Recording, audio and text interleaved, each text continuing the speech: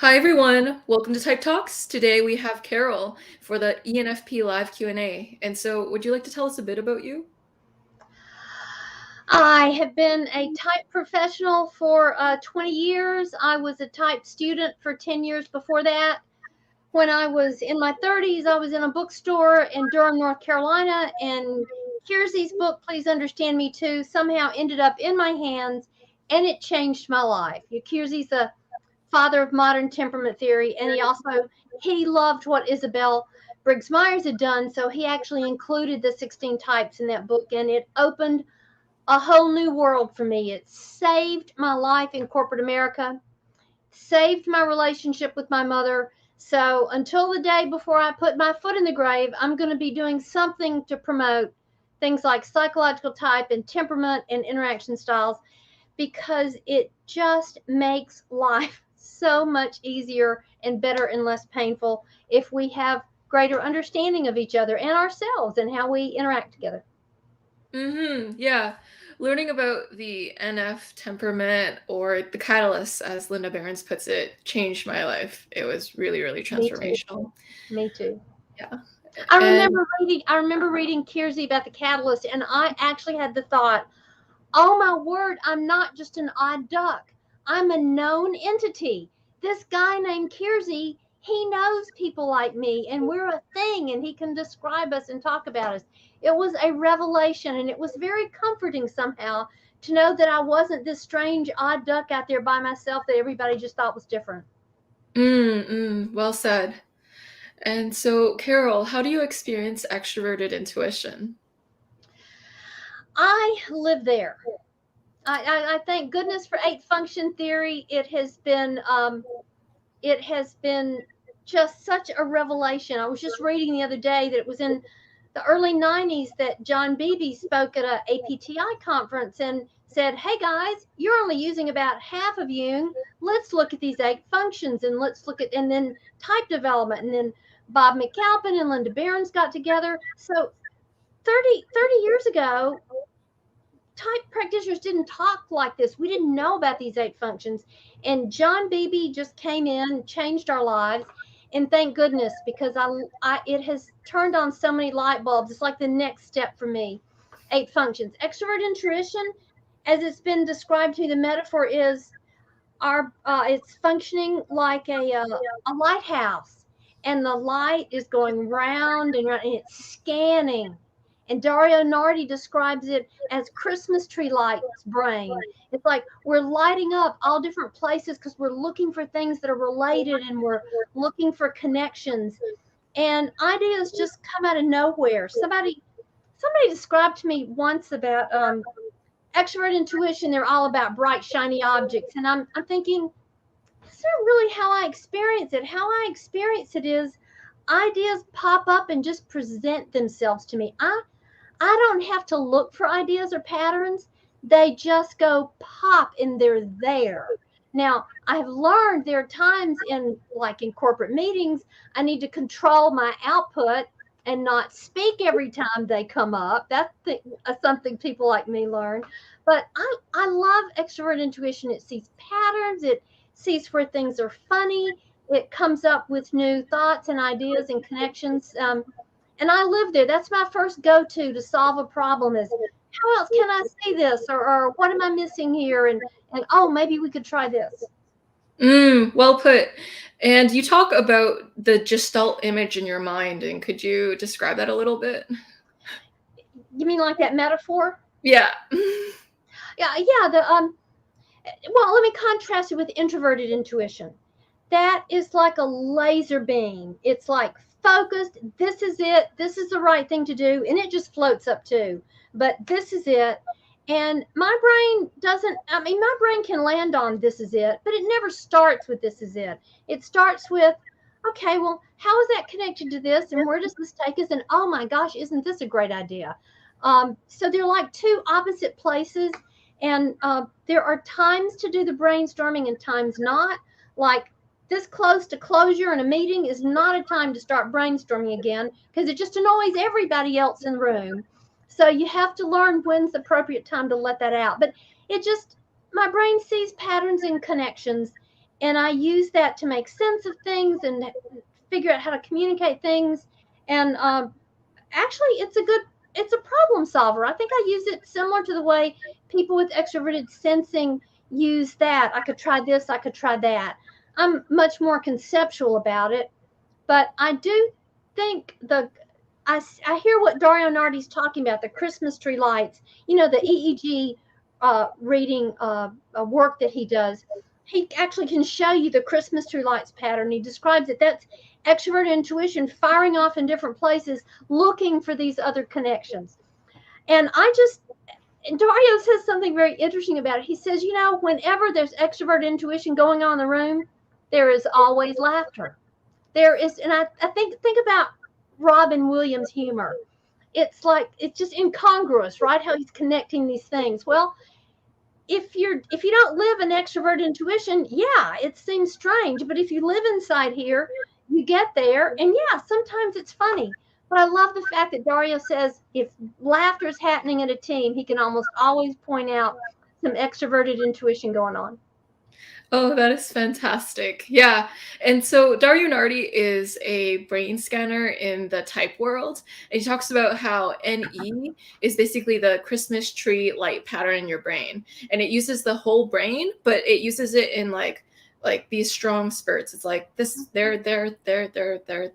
Whereas introverted intuition, on the contrast, uses the whole brain as well, but it's activating slowly at once, rather than the NE rapid lighting up of different places. Yeah. Cool. And so how do you experience introverted feeling? Oh, it took me a long time to really see that because I live there too. That's my judging function, and that's my auxiliary function. So it's how I help people. And one of the things I hadn't connected with before, it's not just about how you evaluate something. It's also you'll be doing something and all of a sudden it will come up. That's the very thing. That's the very thing. It's evaluating and it sees importance. It senses importance. Like in a room, I gotta be facilitating. I'll get, ooh, that thing they just said. It's not my topic area, but I can feel by what just happened in the room that was important. We need to go deeper there. And I also use it's going on inside me all the time, of course. And there are two triggers for me in an event with people. One is if someone's treating someone else inappropriately and being disrespectful and not treating people the way I think they should be treated. That's a trigger for me because that's one of my values. It's a deal about people who go by introverted feeling. It's about you don't hear about their values until you tripped one of the wires. And the other thing it triggers me. First, you got to treat people right. And, well, it's not coming to mind the other main trigger I have, but it's being dismissive of people, treating people in an inappropriate way, being unkind to somebody, or being, I live by, giving the other person the benefit of the doubt. And so but if I sense malice in some way, like someone's not acting for the good of us all, that's a real trigger and a turn off for me too, because that's one of my values. We need to all be here trying to do the best for everybody involved. And I'm really good to go trying to work with people. But once that nerve has been hit, that there's malice here and somebody's not acting in good faith, I guess is my expression. It's like, I don't even know how to deal with that person going forward. How do you deal with somebody who's not acting in good faith? So I'm just kind of done with somebody once I've decided there's malice there. Mm-hmm. Yeah. So there's a component to introverted feeling, which is determining the worth and kind of establishing what you value or what you don't, but you don't know until you trip over that wire. There you go. Cool. And so how would you describe your extroverted thinking and how you experience it? That's interesting you should bring that up because most people don't naturally see ENFP going along with technical writer at a computer software company. But that was my career for many years, my first professional career. And it took understanding the 8 functions to realize it. My tertiary, which is BB would say your eternal child, the playful part, the relief function, is extroverted thinking. So first of all, I got offered this job with a software company, and I thought, oh my God, they're going to pay me money to write for a living. This is fantastic. I'd always loved writing in school. It never occurred to me I could get somebody to pay me money for it. So that was great. And I didn't really care about the content of the manual, but where I got hooked value-wise is if I did my job well, then the customer had a better day because I described something well and documented something well, and they could make the software work.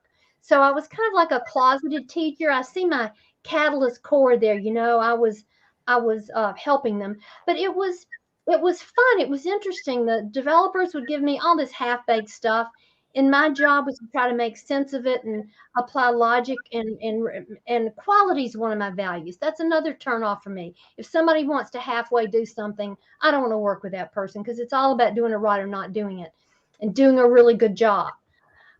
So it was about quality and it was about helping the user.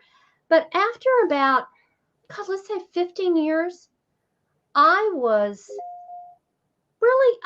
not interested in the content anymore at all. But I was leading teams by then, and I was fascinated by how I could get these people to understand each other, because I'm sitting in this room with the developer and the tester and the QA person and the tech support person, and my mind is going, these people aren't even speaking the same language. They're not understanding each other. And then I thought, I can't get this book right unless I can get these people to communicate. And I started going out. This was back in the late 80s, early 90s, and I went out and started just learning everything I could, and I ended up falling into the world of psychological type because I needed to get done what I needed to do. I needed to have these people working well together. So I explained my fascination with that career by it was my tertiary function, my extroverted thinking, finding it fun to try to make sense out of this. But then I outgrew it and got bored and came back to my catalyst core for my career, my last 20 years, which has been in learning and development. As I say, teaching adults how to play well with others. So I see that path along the way of I spent a career in my tertiary function, and then I was done. And then I went to my core and got what I called my career, my dream career, which was learning and development. Excellent. And how do you experience introverted sensing? Okay, this is my Achilles heel. OMG. And I have a mother with ISTJ preferences, so she leads with introverted sensing, okay? Like she is the skilled person in the world with introverted sensing. So here I was, this little child who could not keep up with her mittens and was leaving stuff all over the place. And my poor mother was like, where did this child come from? So introverted sensing, I have avoided it most of my life because think about it, extroverted intuition, it's ping, ping, ping, ping, ping, ping, ping. And there's a joy to it and it's moving fast. Introverted sensing is slowed down and it's paying attention to minute details, which my mind does not really care to do. But introverted sensing, painful, especially if I screw it up, painful in my life. But John Beebe taught me something fascinating. He's the only person who was ever able to talk me into intentionally going to learn how to do introverted sensing better. And he said, if you don't develop your spine, your fourth function, then you don't get to be the best version of who you are. And now, is that not a message to grab an ENFP heart?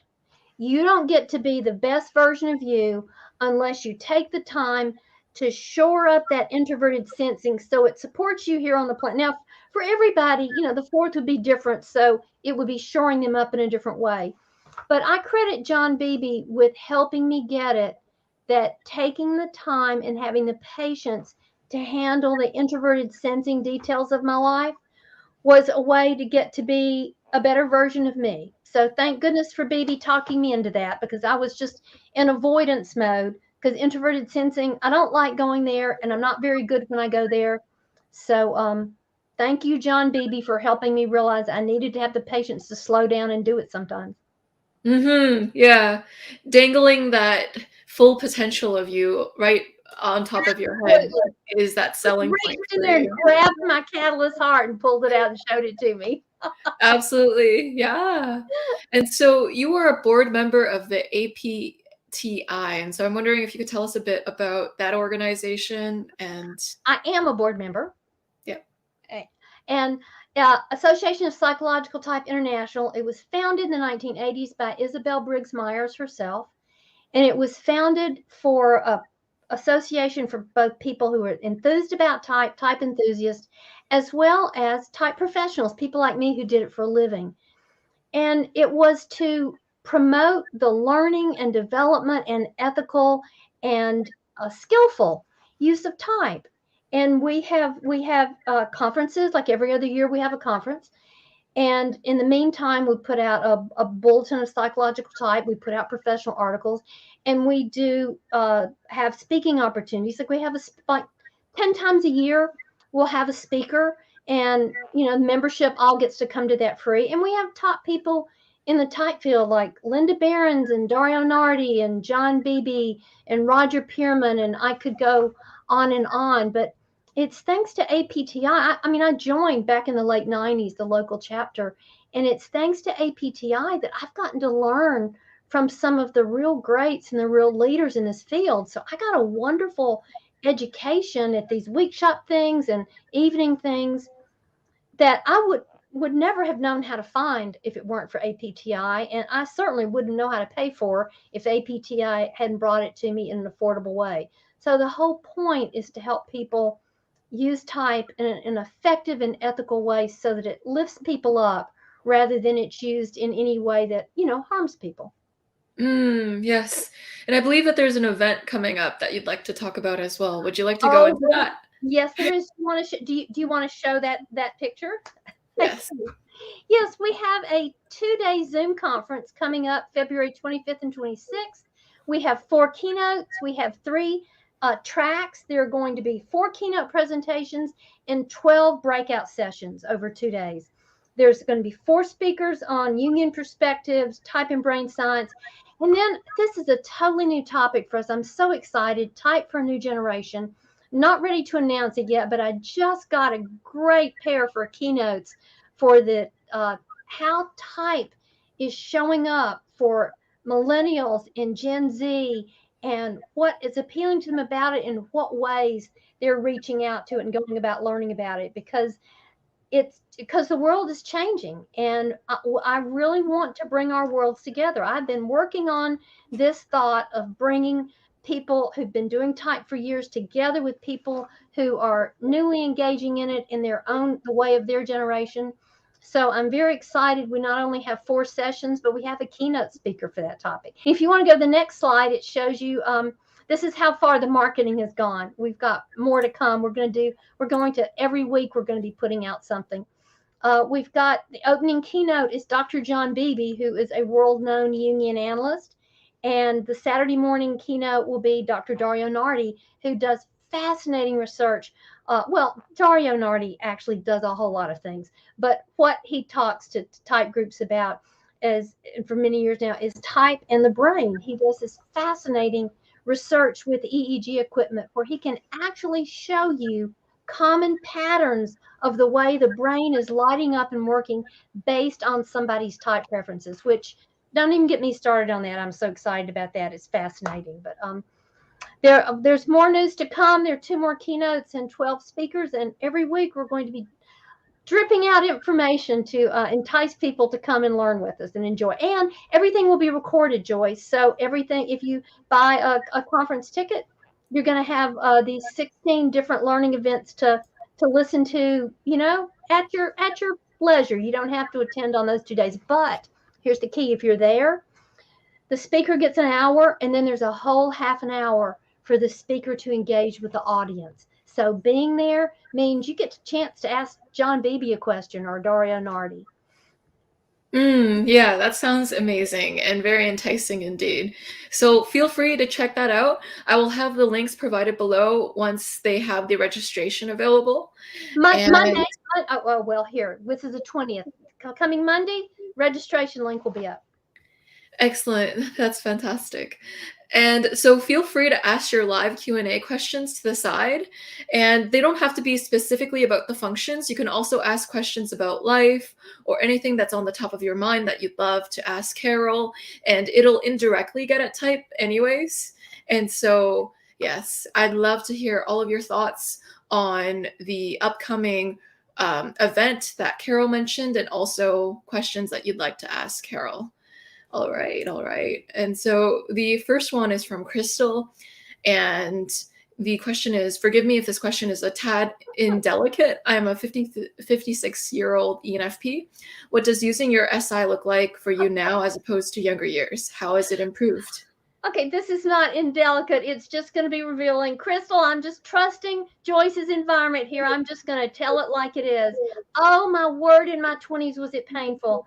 In my 20s, it was standing in line at the gas company the day before they were going to turn off my gas to my house, not because I didn't have the money to pay the bill, but because I'd mislaid the bill. And this was before you could pay bills automatically by computer, which I do now all over my life. It was just so many ways, Crystal, I was getting in my own way and making life harder than it could be, because it was so hard to slow down and handle those minute things. Once I learned to I've got systems and checklists all over my life. And that's not because I have ISTJ preferences. It's because I have the preferences I do have, and a checklist saves me. If I have a checklist, then I have a table, then I'm good to go, because I can get my ducks in a row and not be tripped up. So, Crystal, it's embarrassing to have to answer that honestly, but thank you for that question. Maybe I can take some of the shame away from those of us who struggle with introverted sensing. Yeah, that's a theme with a lot of ENTPs and ENFPs. They mention taxes are my enemy, or bills are my enemy, or these things that require a lot of details. What's your experience with 8-slot extroverted sensing, SE? I don't do well. Let me compare it to this. I grew up with a friend. She lived next door. Her family treated me as the adopted child. She and I grew up same age, like sisters. She had ESFP preferences. I had ENFP preferences. And knowing the lens of type now, I look back and I see, oh my gosh, she was so courageous. She was so brave. When we were on our bikes, when we were on our skates, I was always struck. She was so fast and so good. She's such a natural in her body. And I'm not. I'm in my head. I love dancing, but I think I do dancing from a catalyst kind of core place. I don't do it from a embodied place. So I look back and see how much more confident she was in her body, and how she stretched me, because I was always trying to keep up with her. And I get it that I just, in a negative way, I think this is extroverted sensing overload. Like, there were times years ago I'd go to the mall, back when we went to the mall, right? Well, back when there was a mall, right? Go to the mall, and I'd go for a couple of 2 or 3 things. And sometimes I would have to leave before I'd gotten the things, because it's like the world was going wah, wah, wah. I'm sorry, that's the only metaphor I have for this, is wah, wah. All this stuff was coming in, and it was overwhelming. All the colors, all the shapes, and it's like I was worn out. And I left, and I now believe it was all the extroverted sensing, all the stuff, colors and everything kind of yelling at me. I get it that I'm sensitive to that. I'm sensitive to noise. I'm sensitive to light. I can only handle so much of either loudness or a bunch of stuff coming at me. So I think those are examples. Travis, ask more if you want to, but I think that's my experience of extroverted sensing. It can be overwhelming to me, and I'm not good at being in my body. I have to really concentrate hard to be in my body. Tai Chi, for example, really helps me be in my body. And Qigong, I took Qigong. Your sound effects are very interesting. I really enjoyed that. And so Marina asks, what is the most crucial aspect for you in choosing your career path? My first one was, it was during a tough hiring phase. I was just so grateful to get my first white collar job and doing something I enjoyed, which was writing. I didn't realize till in hindsight that it was feeding my tertiary extroverted thinking, so it was creative and interesting. I really found ending when I came through type, I ended up in learning and development and coaching and teaching type workshops, temperament, helping, doing consulting with teams, helping managers understand and communicate better with team members. It's like I came home. It's like in midlife, I came home to my core, and that is helping others by helping people understand each other better. It did so much for my life.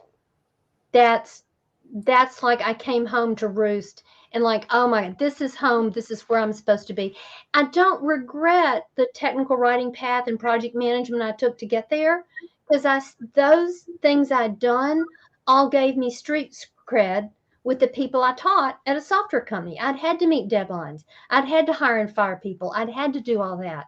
So I don't regret doing it. I see it as part of my path to get to where I was, that I had some content of being able to do corporate work, and then I could teach people about working together better. Mm-hmm. Did I come anywhere close to answering that, Joyce? Yes, absolutely. Yeah. What helped you? Actually, can I tell Marina one more thing? Marina, I read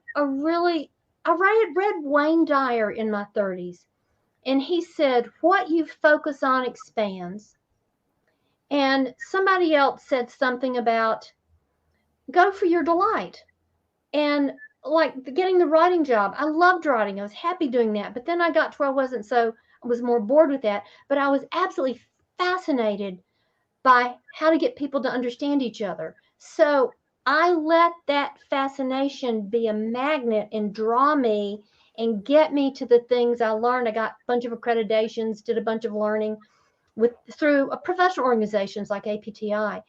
And so learning to see what really gave me joy and what drew me, and then following that, even before I could figure out how this was going to pay off or what the job would be. I'd been taught, you figure out what the job is, and then no, that was not what worked for me. What I needed to do was figure out what delighted me and drew me, and then went and learned that, and then it fell into place perfectly. But it was all about what I really felt magnetized me and had passion about doing. Mm-hmm. Yeah, which is a really important thing to take away from this. If you don't like what you're doing, you can become the biggest obstacle to actually going through with it. Because if you don't actually genuinely, from the bottom of your being, enjoy it, your body will act against you in some way, or you will self-sabotage in some unconscious way. So it's better to find something that is innately puts you in a state of awe and makes you get carried away in that sense of awe, rather than always having a part of you resistant to it. And it's draining. It's absolute. I think I learned this from Otto Kroger. It takes a lot of energy not being who you really are. It's so draining and exhausting. So when you get to be in a place with a job or career where you get to come from your core, oh my God, it's so much easier to get through the day, because it's like the difference between being in a swimming pool and being in salt water. So, salt water has a buoyancy to it. It's like you're lifted up by the salt water, by your joy of doing it. So you're doing work, but it's not draining like doing work that doesn't give you joy. Oh, that's so beautiful. I'm actually tearing up because what you're saying is so marvelous. So Carol's knowledge and enthusiasm of type is fantastic. You might see he has a real aptitude for it. That is so painful. I have a dear ENFP friend who's all the time doing puns. Paul. What is your relationship with goals? Do you feel set on a goal, or do you feel excited by goals changing? Okay, here's the deal. Yes, no, and I do want to have a goal. I do want to be working towards something. Like I remember in the software in documentation development, it was very creative what I was doing. I had control over the book. I could figure out how to get accomplished what I wanted to, but I did have a deadline and a ship date that had to be done, and I actually found it useful to have structure. Now that it imposed on me, like, it had to be done in this time, so I'd get it done. I would structure it to get it done. Now that I'm older, I actually figured out how to be a consultant and independent, and I could structure my own day. But when I was younger, I really think I needed the structure imposed by that career. Now, about a goal, I want to have a goal, but if something new, if new information presents itself and I feel the joy in that, boom, I'm good to go. Why? Why would you stay with an old goal that's not supporting you when all of a sudden you've got this better way of doing it? I mean, I'm all about the better way of doing it or the better thing. So, yes, I like having a goal. I don't get excited about changing the goal. I would get excited about the thing that would make me say, okay, this goal needs to be changed because there's a better, more worthy goal here. So not change for the sake of change, but I have no trouble doing change. I can tell a short story here that illuminates this. I was a tech writing department manager, and so there are 8 tech writers in the room, and you can imagine it's a pretty introverted crew, except for moi. And one of the writers was saying she discovered a new way of doing something. And, my any brain just went boom. And I said, oh, it was so obvious to me. It was a better way. I said, Linda, that's fabulous. That's much better than how we're doing it. We should all do it that way now. And I looked around the room, 8 people with deer in the headlights expressions on their faces. And, I've got my catalyst spidey senses out there, and I go, inside I go, uh-oh, not a good thing I just did here. I just gave a whole room full of people whiplash. So I backtracked and I said, wait a minute, you know what? Come to think of it, we should look into this and consider the ramifications about this. Linda, this was your idea. Would anybody else like to work with Linda this week in considering this change, what other ramifications it may have, and if we should do it? And 2 hands shot up. So the 3 of them worked on it. And the next Friday we met, they laid it out. Everybody unanimously voted going with a new way. Now, I had known the previous Friday it was a new way to go, but you've got to respect the fact that everybody's not like you. And it doesn't help if you give people whiplash. So I was flexing my preference so that they could more comfortably move into the change. So talking about change, I have no trouble changing for a better idea, but boy, I get it. I can really upset other people by doing that. So I monitor it. Yeah, because it's easier for you to pivot and change your course of action, whereas for other people, they have to get acclimated to it in a certain way. And I have no, this is going to sound bad if I gotta say it, I have no loyalty to how we did it before. If you've got a better idea, it's going to save money or be safer or be better quality, why on earth would we not change to the better way? So, but I have to realize I'm in the minority. So I need to develop a way to give other people time to catch up and do their due diligence so they were comfortable moving forward. Thank you. That was a great question on change. If your mind was a physical place you could walk into, what would it look like? Oh my goodness, I see fireworks going off. I see beautiful colors. There's excitement. Oh, I just feel joyful going in there. It just feels great. That's a great question. I never would have thought of that question. Now, there's a different picture for the place I go to calm down and get grounded. And that's a beautiful glen with green trees and trees and green grass and a babbling brook. And it's quiet, and I pull in and I see my energy go down through my feet and connect with the earth. That's my grounding place. But can you hear how different that is from what my mind is normally like? So I think we need to learn to do that. God, these are great questions, Joyce. These are wonderful questions. You can see her Christmas tree brain pattern lighting up right now. That's great. And so, hello, Carol and Joyce. It's nice to see Carol being so open and expressive of her genuine feelings. I'm curious how Carol deals with situations where emotional expression is not welcome. Okay, again, these are very insightful questions. First of all, I feel totally safe here. This is a group of people who love type. I feel safe with Joyce. This is a good, safe environment. You're right. I'm getting to be me here. And God, y'all feel this energy here? Can you see this energy? Can you imagine how much energy it takes to suppress this energy and to pull it down and to be like this? Oh my God, that takes so much energy for me to reel it in. But Katie, I worked at a software company. I was working with a bunch of very introverted, analytical people, and I got it that I could give them during my normal energy level, could just give them during the headlights.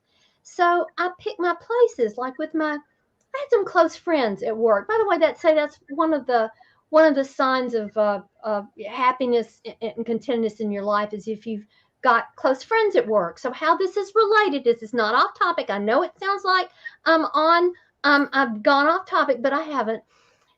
I choose my friendships at work to be my true self and me and be candid. But guys, when I walked into a meeting, walked into a management meeting, walked in a software developer's office, what I would do is I would realize, okay, I'm not here to be me.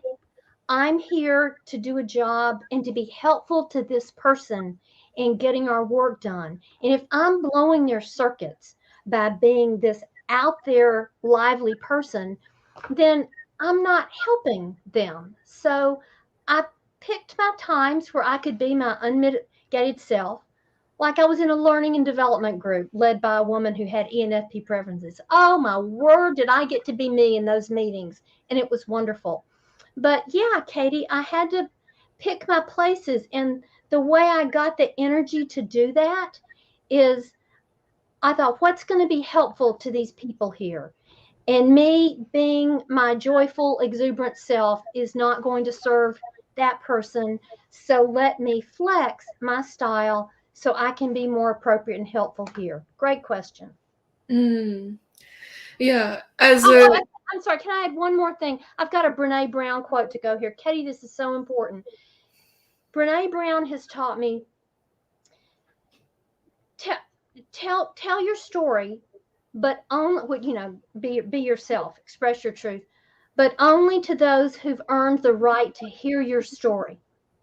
Because we risk getting stomped on and getting our feelings hurt and really inappropriate things happening if we share inappropriately. So just pick the places that are safe and that people have proven they're worthy of that to do that level of sharing.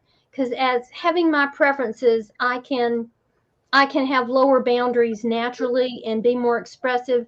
And I just had to get it that I needed to reel that in certain situations, both to protect myself and to not feel overwhelming to others. So thank you, Katie, for that.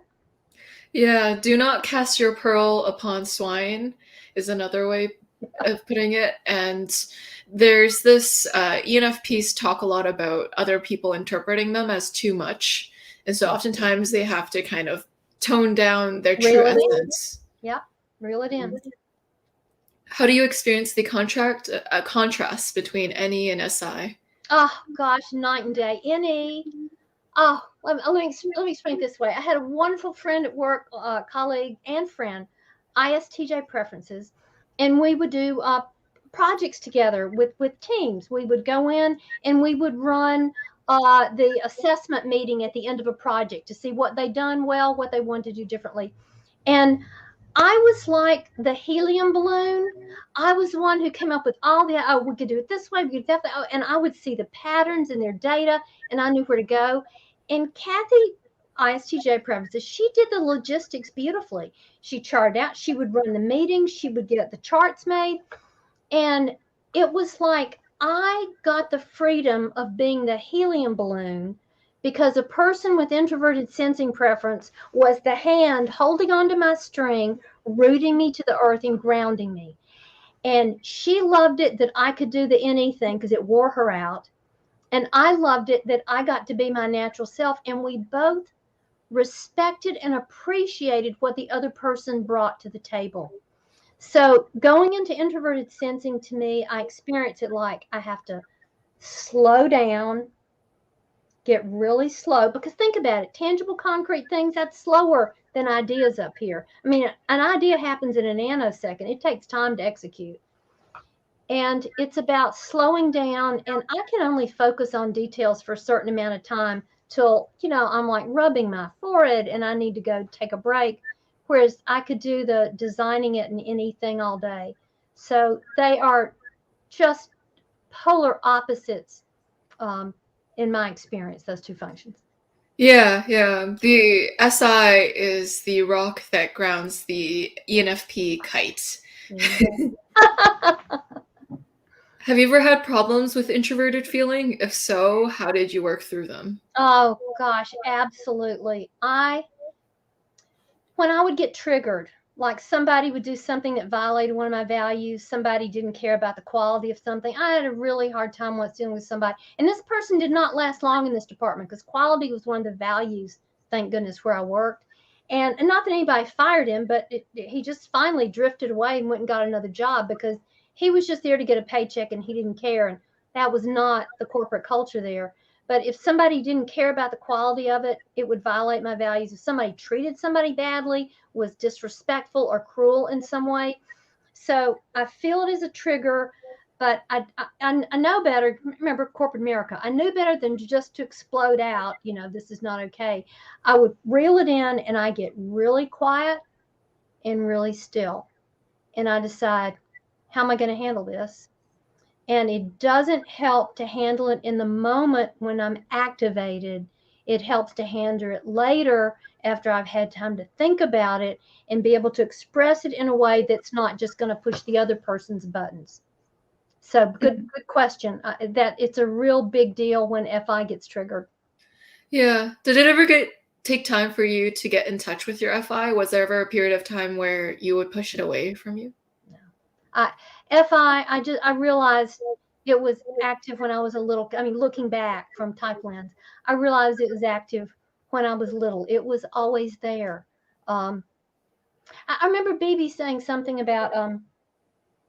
He said people with extroverted feeling and dominant or auxiliary sometimes have trouble deciding what their likes are and what it is they value about something. And you see, you're nodding. Well, my friend since I was 18, my college roommate, she's INFJ, I'm ENFP. We're like magnets. We may go there if somebody has a question, but anyway, friend for this lifetime. She and I are friends till the wheels fall off, is how I put it. And she, in fact, I have two very close, like for 30, 40 years, INFJ friends. And one of them said, I always have so much trouble deciding what I want in a restaurant. I can't even conceive of having trouble deciding what I want.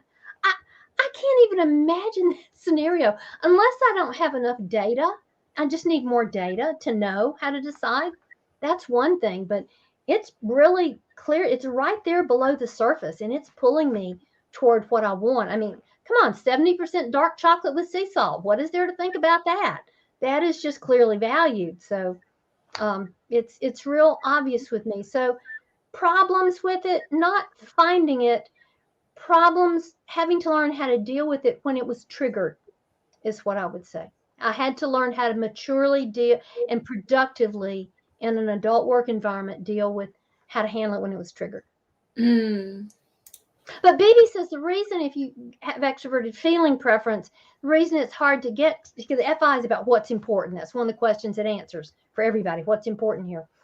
He said the reason is y'all spend all this time in FE out here in this space between you and other people. So it takes you a while to get to the FI place. Well, I live in the FI place. So I believe him and I believe my extroverted feeling friends, but no, it's just so clear to me what my favorite thing is. Yeah. It's the cost of specialization.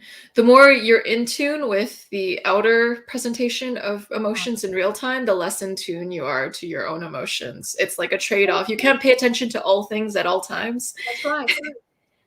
That's cool. How likely are you to strike up a conversation with a stranger? What would cause you to engage or avoid a conversation? Oh, Katie, I'm laughing because one time I went off to a conference in Florida with some friends and actually colleagues, and I would go off and there's the vendor room and you're standing in line for different goodies, and I'd come back to them and I'd say, hey guys, I was over there in the such and such, and somehow we got to talking, and then I would share with them something I'd learned that was useful to us in that environment. Guys, I must have said for 20 years, use expression, and somehow we got to talking. It took me 2 decades to figure out I'm how we got to talking. All you have to do is make eye contact with you and smile, and we're in a conversation. So yes, I don't even know how. I don't even notice that I'm striking up a conversation, for one thing. Engage in, just have to make eye contact and look friendly and smile. Avoid. If I'm looking at an angry countenance, or if any of my spidey senses are going off, that this is not a safe place for me to be me, that would make me avoid a conversation. But as long as it feels like a friendly, safe environment, oh yeah, I start a conversation without even noticing it. Yeah. Carol, your presence is extremely important in a room. Well, it's energy. And Linda taught me about this. It's get things going. It is an energy in a room. ENTPs have it, ESFJ. I'm missing the fourth one. Who's the ESFP? There is a height to our energy, and it can be fun and helpful. It can also be too much, so it's a two-edged sword. But yeah, I've had this happen, like we're at a restaurant or something, we're at a party, and I'd be talking to someone, and then all of a sudden there'd be 2 or 3 other people in the conversation, and I'm thinking I wasn't talking to those people, and I didn't even want their attention. But it's the energy, the heightened energy, that sometimes draws attention to us, even when we weren't trying or don't want it. So I had to learn that the hard way. Well put, well put. If any of the audience members see me putting a pen to my camera, I'm trying to get it to refocus on me because my camera, it occasionally forgets that I'm a human being, and so I have to remind it. How often do you stop to reflect on your personal experiences? What kinds of reasons usually prompt the reflection? Katie, that's a very good question. The answer is more likely, when am I not having a dialogue in my head that's reflecting on my personal experience? I'm a personal growth workshop junkie, very Brene Brown. That's just my life. That's just what my life is. So I in fact, I have to, work at not overthinking it and letting some things go. But it's just, I live inside here. My catalyst core, I live inside here.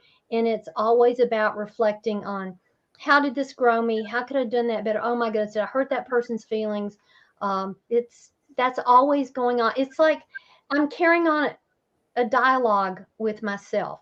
Now, don't get me wrong, there aren't other voices, okay? I don't think there are other people in here I'm talking to, but it's like my mind and I are in dialogue.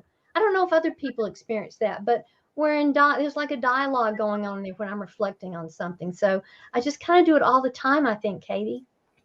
Oh, and what would prompt it? If someone seems upset, if there's someone I wasn't able to help, if I accidentally upset someone, that would certainly set it off. If a meeting didn't go well in some way and I was thinking, okay, what did I do that contributed to the misunderstanding? It's very important to me that people feel respected and that we're good in working with each other and nobody feels dissed. Or so something going wrong in the FE space would really, because I want harmony there, that would be something that would prompt me to reflect. And also, Katie, the last thing, if my FI got triggered, if I get triggered about something, I really learned my lesson about getting triggered and about projection. And I get it that, when you get triggered, be very careful projecting your stuff onto other people. That's so easy to do. If you're triggered, it's more likely about something going on in you than it is about the other person. It's been my experience. And so I'm wondering, speaking about the inner contents of your mind, do you ever have conversations with people in your mind when they're not there? So not in a crazy schizophrenic way, but in a do you ever, maybe if you're friends with me and do you ever imagine how I would respond to something you would say? So it's like, how would Joyce respond to what I just proposed? Do you ever wonder about how other people would be responding to what you would say? I can imagine that, but it would not be somebody like you that I have such a rapport with, Joyce. It'd be somebody who's very different from me, like at the software company. It would be like, okay, for example, I had a manager with INTJ preferences, and I knew that I needed to walk in there. I needed to speak directly. I needed to have a plan. I needed to say what things were. I needed to not ramble. And I needed to tell him things were under control. And if I went in his office and behaved with chart the course behavior, then I could walk out of his office and he would feel like things were in safe hands. If you walk in somebody's office behaving in a way that's not what they interpret as things are under control and going to be okay, then you are inviting other people to come get in your stuff. And I learned the hard way in corporate America. You do not want to invite anybody to get in your stuff. You want to be presenting yourself in a way that they understand. Now, with team members, I would throw ideas around and we would go back and forth and consider the options. But that was not what he wanted from me. What he wanted from me was to know that things were moving and they were under control. And that's all he wanted to know. All the back and forth need to happen in the team setting, not with the person in charge of me. Makes sense. Yeah. How do you learn experience that the hard way, Joyce? And so how do you experience any? Is it through thoughts or images? I'm a real picture. Well, there's thoughts, but I'm also a very visual person. Gosh, I think I do both. But like when Joy, the question I embarrassingly answered earlier about the SC is like wah, wah, wah. I don't have words for that. All I have for that is what it felt like. So, yeah, I think the words may not come first. You may be right. The images, some kind of expression of how I felt comes first, and then the thoughts come. Good question. Makes sense.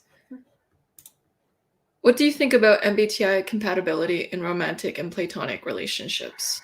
Okay, I'm going to quote Otto Kroger here because I think this makes a whole lot of sense. You don't use type to pick the one you love. You use type to figure out how to live with the one you picked. We connect with people for a whole bunch of different things that have nothing to do with type. And whatever our differences are, they're probably part of the attraction. So what the learning there, I believe, is understanding the differences and where you're accidentally and innocently triggering each other. And to quit judging the other person if something you're doing upsets them. Yet, okay, they're coming from a different place. Like if you are with someone more structured than you are, it's genuinely probably distressing them you're turning on a dime. So let there be, try to stand in the other person's shoes. And platonic too. Yeah, this works for friendship too. It really does. So try to stand in the other person's shoes and just get it. It's not how you picked someone. It's how you figure out how to live with the person you invited in your life. Yes. Oh, can I say something cool here? BB taught me. I just love this. Okay, I'll just stay here a minute because everybody may not do 8 function, but BB taught that if your first function is the same function in the different attitude, I'll give an example, in the 5th position for the other person, there's a natural attraction. Now, he's not talking about sexual romantic attraction, or it can be. It's just a personal attraction. For example, my NE Dom attracts INFJs and INTJs, excuse me. It just does. They're all over my life. INFJ, 1 to 2% of the population, INTJ, 2 to 3% of the population. And they are all over my life. That cannot be an accident. And John said it's like our dominant is calling to their 5th function and vice versa. And it's like we're calling each other forth to help each other develop that other part of our personality. So he says it's an unconscious magnetic kind of attraction. And I just see that all over my life with all the INFJ and INTJs I've drawn in. Yeah. Yeah. It's a very good match indeed, because you're called to grow each other.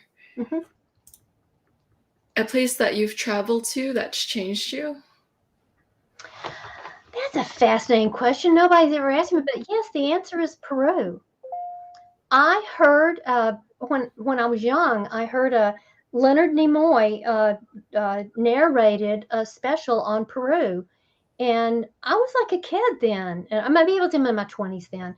And I just thought, I'm supposed to go there. And then I got an opportunity in 2001, and I went with a group, and we toured ancient Inca sacred sites in Peru, including Machu Picchu. And it was truly I mean, I had real opening experiences. It was magical is a bad word to use, but it was a very moving experience for me. So, yeah, I would say the sacred sites in Peru did that for me. Yeah.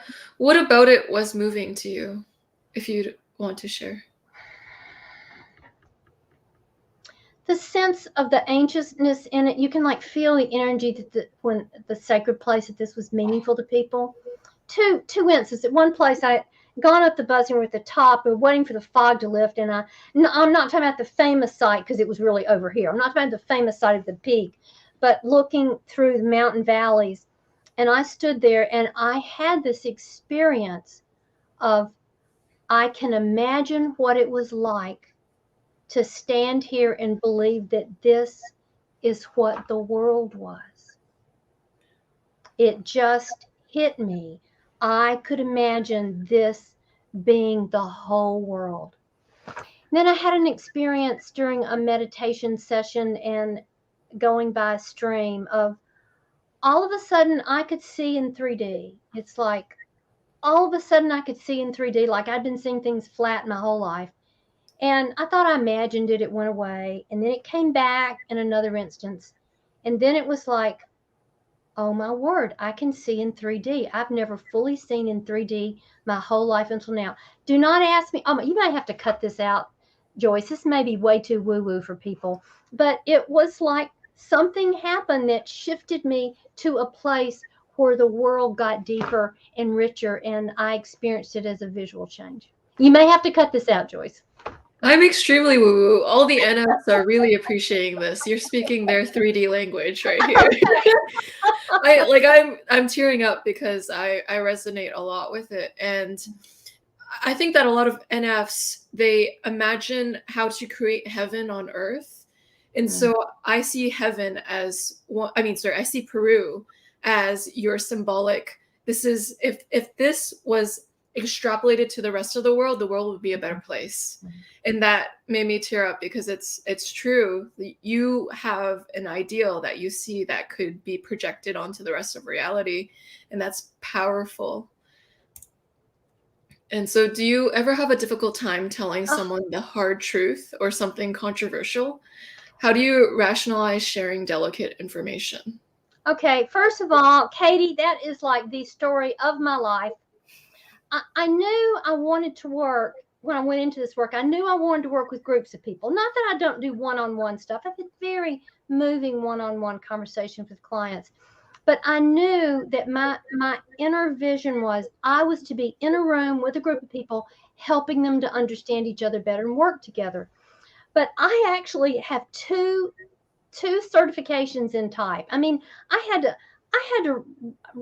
write the answers to an 11 and a half page exam to get one of these certifications. Like it was CTI. And I am as proud of that as I'd be of a master's degree. I worked so hard in that degree. But guys, I got 2 coaching certifications because I knew, in the first place, I'm Southern. So I was raised to never say anyone that would make anyone uncomfortable ever. So I knew I had this training from the grave I had to overcome, because even when you're working with the groups, there are going to be times you have to have what I call the hard conversation with someone, and you're going to have to sit down and explain what they're doing that's counterproductive, and we need to discuss doing this differently. So I actually took 2 coaching certifications to help me learn how to have the hard conversation, because it is so difficult, Katie. I have to overcome so much inside myself to risk hurting the other person or offending them in some way. There are times when you're not serving the other person well by withholding information from them that would be helpful. But here's the thing, you have to have permission to do that. You can't just say, oh, this will be better. They need to hear this. I'm just going to say this. No, that's really a boundary violation. I was in a position, even as a coach, in a setting, I would ask the person, I would say, you know what, I need to discuss something. Such and such did not go well. That things I think you're doing, but do I have permission to discuss this with you? So always ask permission. And yes, difficult only begins to express that for me, Katie. Thank you for the question. In your opinion, what is the most important thing you've learned about Linda Barron's different interstrength lenses? Asked Barbara, the ENTJ, that we know. Yeah, I know. Hey, Barb. Good to kind of see you, Barb. God, Barb, first answer, there are so many. Where do you start? But I do. Barb, can I have two? Can I have two, Barb? Is it okay if I have two? One is going deeper into temperament and getting how important the temperament core motivators are, and how you really have to respect how those differences can cause other people so much distress when you don't intend to, and how you have to tread respectfully there. But the second one, and more lighthearted one, is, oh my God, interaction styles. Adults understand that. Adults aren't threatened by that. Working people, adults who've had jobs, just know exactly what you're talking about, and they know stories and they get it. So interaction styles, I won't take the time to tell the long story here, but I was not doing well in a certification program, and I went and learned interaction styles in Huntington Beach and came back to work, and I got it. I was going in and then get things going. What do we need to do here to engage you way? And I needed instead to be doing a chart the course way, because the students didn't know what they didn't know. They needed me to lay out the chart for them and help them get the gold from the situation. And I passed the certification, but it was very painful. So I have to say that interaction styles was an unexpected, just huge light bulb experience. Thank you for the question. Yeah. Carol, you mentioned going to Mensa meetings. From your anecdotal evidence or perhaps findings in literature, how common is it for any dominants or any auxiliaries? I must have said something that's misunderstood, because I've never been to a Mensa meeting. What's a Mensa? People with a certain IQ. I think that's a Mensa group. Oh, okay. But how? If you're asking in Mensa, I don't know the numbers. But if you want to go back to that, I can tell you. I might be able to tell you numbers in the general population, but I couldn't tell you. Gosh, intuitives in general are somewhere between NE and NI are somewhere between 22 and 30% of the population. I personally think it's closer to 22, because I think intuitive preference is overrepresented in the college educated population. That's overrepresented in the type stuff, except for the good really big general population studies. So NI is more rare. Just say between 22 and 30 for both of them. And let me add up. ENTP and ENFP would be like 6 to 8% apiece. INTP, I can't get it something exact, but there's more NE than NI. Because think about it, INTJ, INFJ, very, very small, and ENTJ and ENFJ are pretty small too. So I would it would be more than half of them would be extrovert intuition instead of introverted.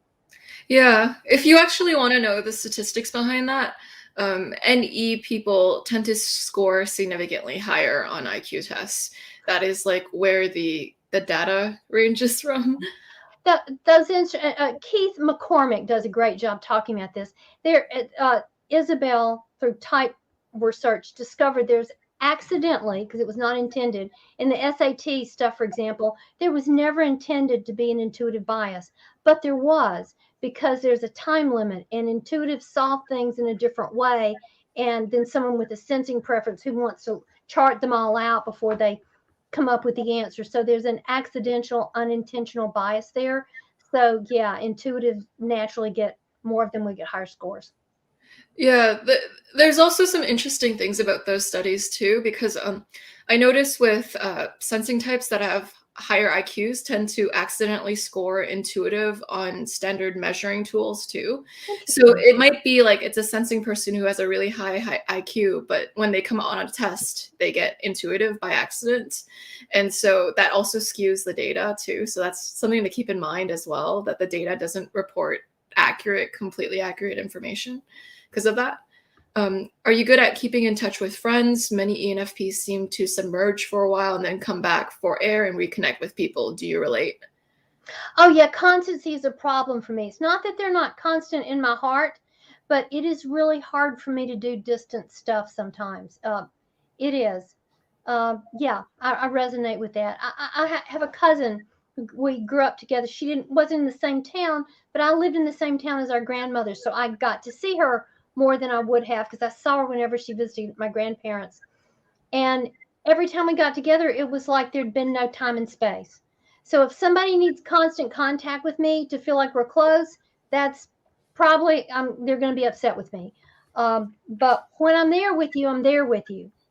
So yeah, I relate, dear. And it's not that I've taken time to get away from them. It's that there's a bunch of stuff going on. But when I'm with you, I'm really with you.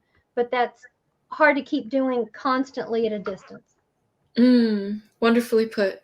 And so, what led you to join APTi? How has it transformed you? And I know you mentioned going towards what fascinates you. Right. Well, it was part of what fascinates me. Was involved in the quality movement, and I said to somebody, I'm really fascinated about getting people to understand each other better. And they suggested the local APTi chapter, which I'm in the RTP area of North Carolina. It was a very active, big chapter here in that time period. And I started going, and it's like, guys, for the first time in my life, I walked in a room. These were my people. Oh my word. People who go to type events, I call them my type peeps. So when you walk in a room and you feel understood, it's just a natural draw. And how is it transforming? Well, it saved my life in corporate America. It saved my sanity. It helped me learn, when I could be my unfettered self and how I needed to adapt and rein in at times, which helped me be more effective. Yeah, type changed my life, and APTi consistently brought one incredible speaker after the other into my life, and I learned so much. And this is my catalyst core, right?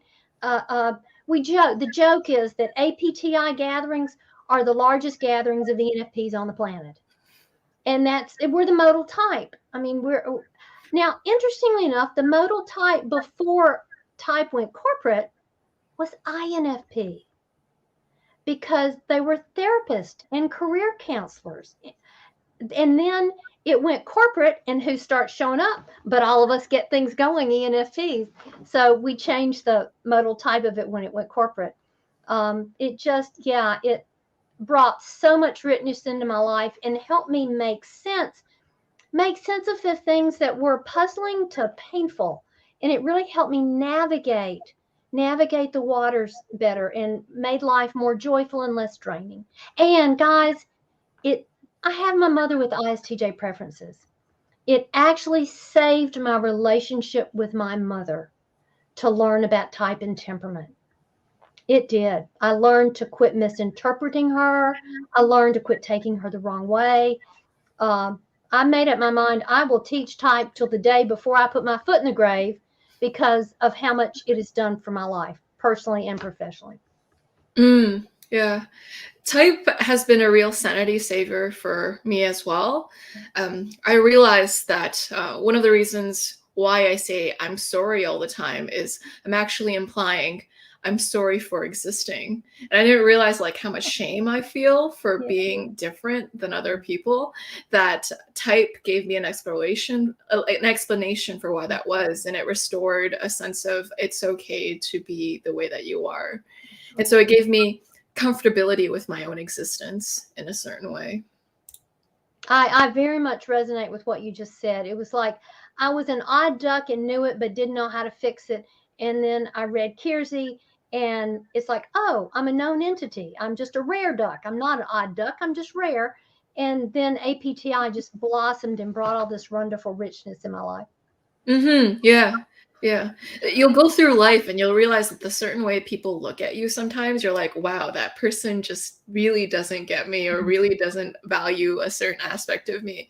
And type is a way of putting it into words so you don't feel like, oh, there's nothing innately wrong with you. Yeah, good. Yeah. It can be a lifesaver for a lot of people too. It gives an explanation for their suffering for some people. Mm-hmm. So, what is your experience with deja vu? I mean, everybody's had that occasionally. I don't think I have it more than other people. My experience along that vein, though, is more of a sense of an instant connection with someone. That's a fairly common thing I have. I don't have it every day with everybody, but I meet somebody and we're on the same wavelength, and I just go zoom. I'm just right there and feel connected. And I have the 6 degrees of Kevin Bacon experience all the time. It's like the universe just arranges and brought this person and then this person. And oh my gosh, I just got sent the people and information I needed to make this turn out all right. My experiences of feeling when I'm on my path, doing what I got put here to do, I experience being supported by the universe, and that what I'm being sent. For example, I'm putting together this conference now with a team of people, but I'm responsible for putting this conference together.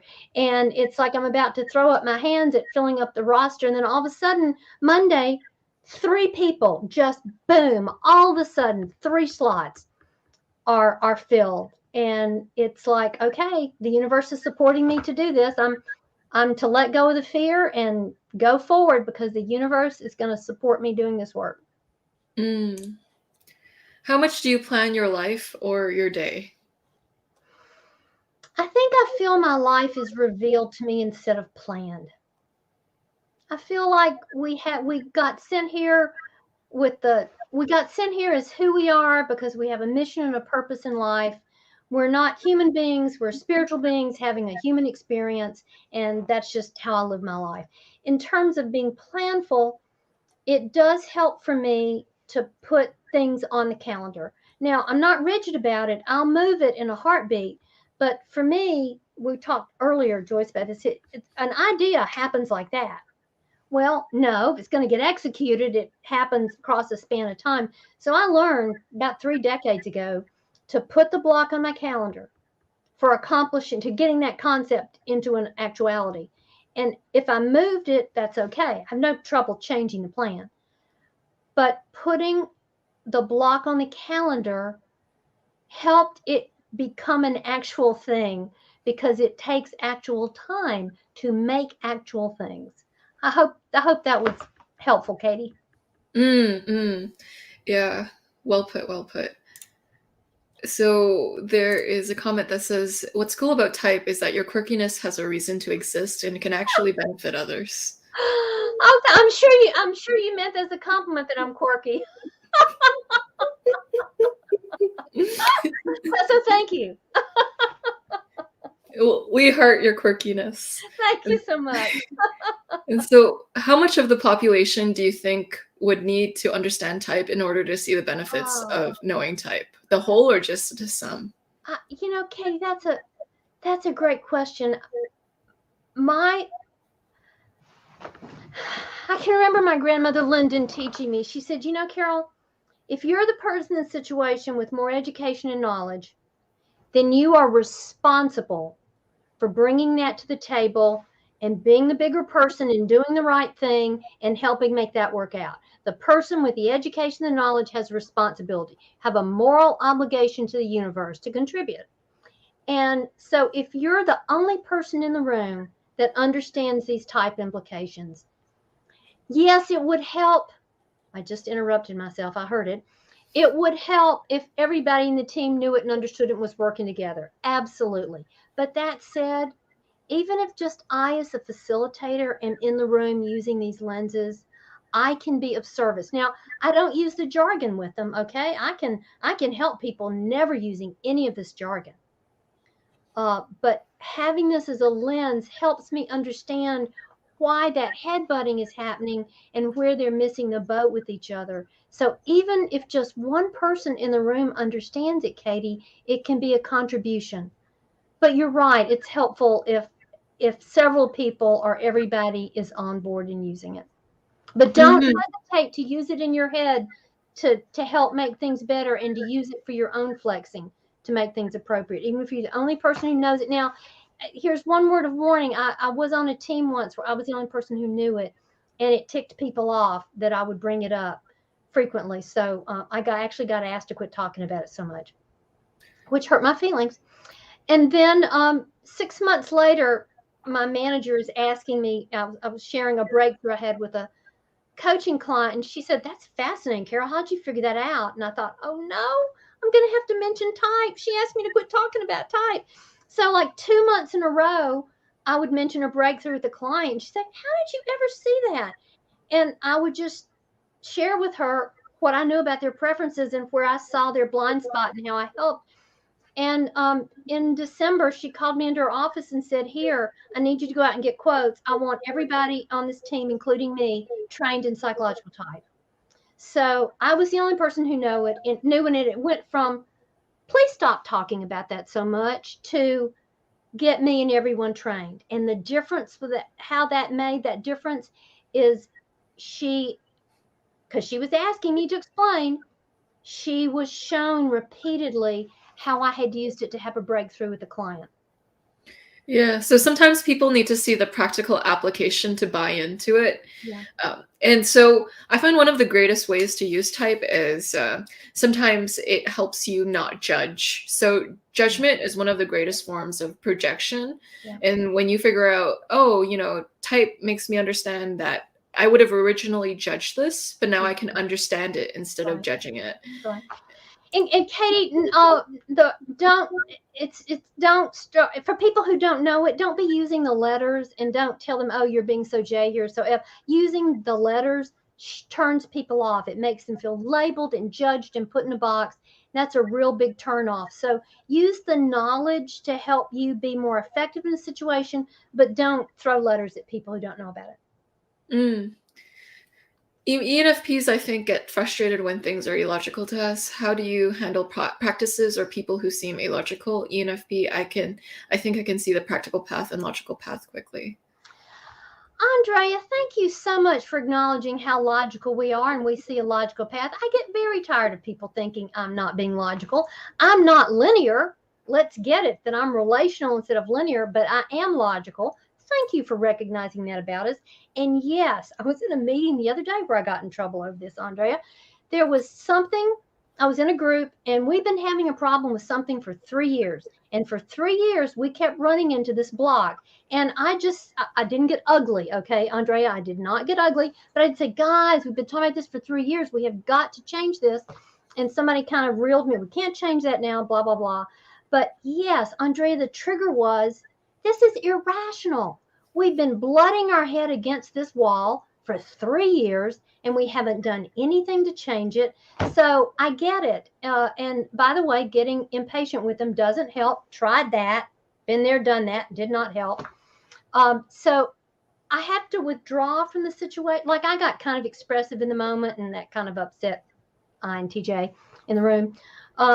So I need to learn not to react in the moment and to withdraw and like maybe put something in an email that's less impassioned. But oh boy, do I hear where you're coming from. If something looks like they're wasting time doing that, it's illogical. We ought to be. It's obvious we should be doing this. Yeah, you're right. And I'm wondering if it. I think our tertiary extroverted thinking is involved. I also believe it must be hooked up with one of our FI values. That it just is irrational to do it this way when there's this other way to do it. So thank you for that. I like people realizing ENFPs have rational capabilities. They definitely do, yeah. And so as an ENTJ, I'm fascinated by ENFPs. Do you feel the same about ENTJs? Why or why Yes, not? yes, I've had some very cool ENT. Y'all are kind of rare birds, okay? ENTJ, ENFJ both. So you don't run into that many of them, but absolutely. I find that we dialogue quite well together.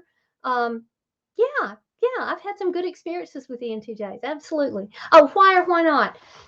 Well, it's not quite the same connection as with INFJ and INTJ. Okay, it's not the NINE thing. I can do. I don't know. It's like I think ENTJs appreciate my playfulness, and there is a playfulness to them too. They're not all work and no play. I think they appreciate my playfulness and my quickness with ideas. I think that tends to appeal to an ENTJ. They don't feel like they're wasting their time talking about it with me. I'm just hypothesizing here. But yes, I have found. Now I tell you what will get in the way with me with ENTJ is some are more brusque than others, and that's a real like slap in the face to my warm fuzzy ENFP Southern thing. So short of being too brusque or coming across as ordering me about, yeah, ENTJ and I can have great dialogue. Mm. Not that you appear this way. Has anyone ever criticized you for seeming aimless in life? How do you feel or process this information? I'm not aimless. I've got too much energy, and I'm too energetic and engaged, I think, for people to think I'm aimless. Not, I was very serious about my education, so I think they would criticize me as not being practical. Like I got a liberal arts degree, for heaven's sakes. How impractical is that? I loved it, wouldn't trade it for anything, but I think I would be criticized as not being practical because it's about the love of learning for me and what gives me delight and joy and meaning to my life. It's not about money or pragmatism. And I read a book called the Way of the something. It's about about the Japanese highly trained samurai, the samurai way, maybe it's called. I have to look that up. But she talked about it's okay if your career path's not linear. It's okay to make side steps to get related knowledge because that may get you to a different place. And that book gave me permission. And so I've had somebody said, you were a technical writer and now you're coaching teams. How did you do that? And I'm thinking, I have to stretch to even understand why you can't understand that because I see the path. But remember, we can see a relational path other people may not see who are more linear. So I do have to explain it. But no, nobody's ever accused me of being aimless, but they would accuse me of being impractical. And it's true, I'm not linear. It's just true. Mm-hmm. Katie, you asked one of the best questions. Like in all of the live streams that I hold, I'm very, very impressed by every single question you always ask. And so I can see how an NFP would appear aimless to certain people. There are some of them that I know when their FI is not into it, their FI is just not into it. Because a lot of NFPs aren't motivated by money. So just giving them a paycheck doesn't do it for them. And like you have some NFPs who know their values and know where they want to be, and those are the very motivated ENFPs and INFPs. But you also have the INFPs and ENFPs that don't know where they're going with life. And sometimes like when FI hasn't decided what do I want to stand for, it can actually appear very in a state of indecision to other people. And so I could see that as well. Because there are a lot of them that I know because of extroverted intuition, they can be a polymath. So what Carol mentioned earlier, they have a lot of transferable skills, a skill from this completely unrelated domain to this other domain. And so they're naturally scanners, as they're called. And these type of people, they have a lot of knowledge about a lot of things. And so it's quite an interesting package because not everyone else learns that way. And so, yeah, the existence of some intuitives can be very quirky to the onlooker. If I can add something to Katie, I did work with a colleague, INTJ preferences, and we worked on a training program together for some managers. And I was sharing some tidbit of something with him, and he looked at me and he said, Carol, you have the most wide open aperture of anybody I've ever known in my life. And really think about it. He's got that laser introverted intuition focus, and I've got the extroverted intuition scanning and looking at these things. And I'm willing to learn about something. Guys, it doesn't have to be useful. It just needs to be interesting. And Katie, I can see why somebody would think that looks like I'm aimless. I'm not aimless. I'm fascinated by the things I'm learning. It doesn't have to be useful for me to want to learn it. Just has to be interesting. Thank you for that. You got me thinking in ways I wouldn't have gone, Katie. Fascinating. Yeah, we're having a Katie love fest. Even in the comments, it says question for Katie. How do you come up with such great questions? What is your favorite way to learn something? Oh gosh, this is going to sound so boring, but I'm a big reader. I love reading because reading is so quick. You know, you could scan down and get what you want here and get what you want there. I love going and learning with other people, like all the type workshops I've been through down through the years. So I'm kind of a workshop junkie and I'm a reader junkie. Now, Joyce, you're laughing at me. I see you laughing at me. No, because I was reading this. It doesn't have to be useful. It has to be interesting. That Yeah. Thank you. There you go. I think so. Yeah, it just has to be interesting. But yes, back to the question. Katie, I hope that learning a book, reading a book, and going to a workshop and learning with other people who are excited about what I'm excited about. Excuse me.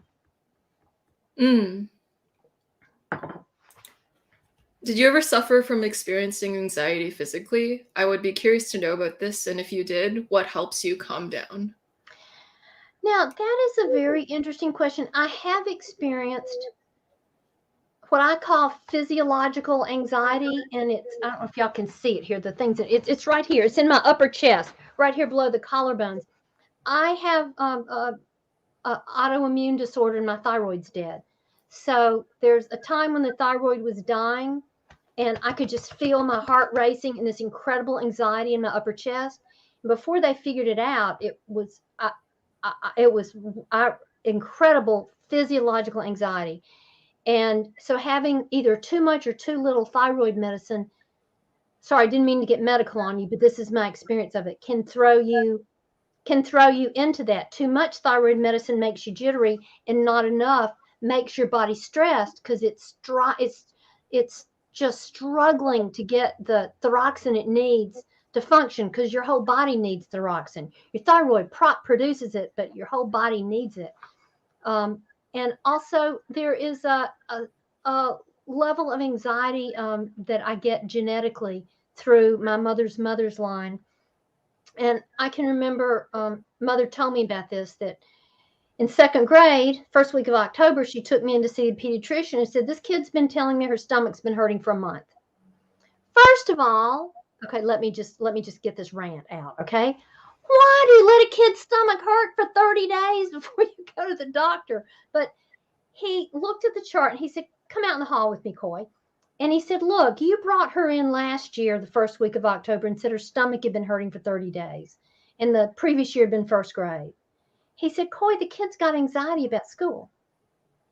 And, you know, this was years ago. They didn't know what to do about this. Nobody did anything. They just recognized it was anxiety. So I don't think most people who know me would realize this, but I think I have lived with performance anxiety my whole life, and I mostly stuff it and just do it. But yes, I think, and I don't know if it's connected to being a catalyst. I don't think it's connected to NE. I do think there's a physiological thing for me. But yes, I think people, we need to destigmatize things like this. And I think people deserve help, because anxiety is a kind of suffering. And if you're feeling that, shame is not the right next step. The right next step is getting some help with it, because you deserve help, because it is a suffering. It really is. Yeah, anxiety and depression are invisible illnesses. Mhm. You can't see it typically with some people, but it is a really serious chronic thing for a lot of people.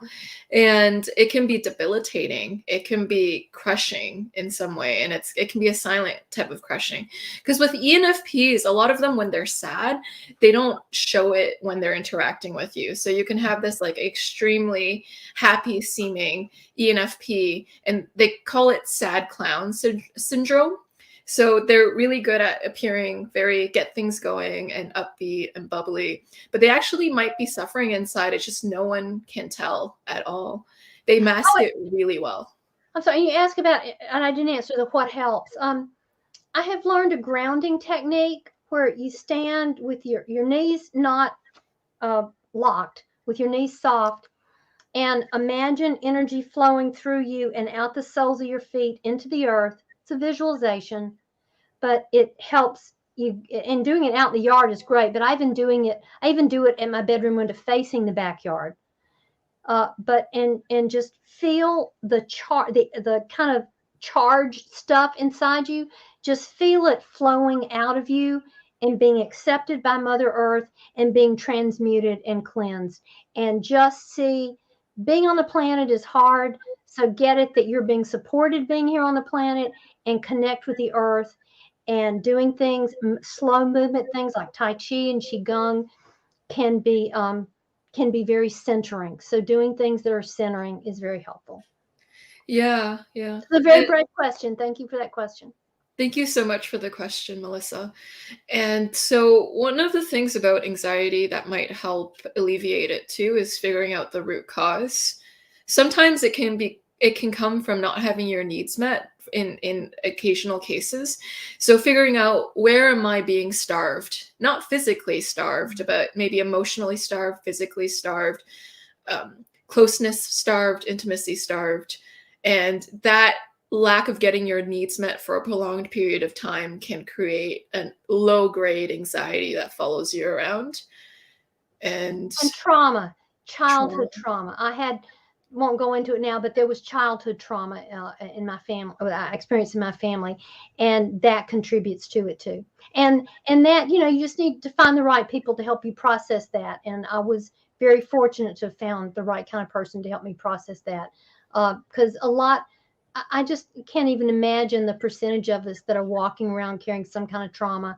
And until we heal it, it's in there being activated. And I think unhealed trauma can absolutely be a source of either and or anxiety and depression.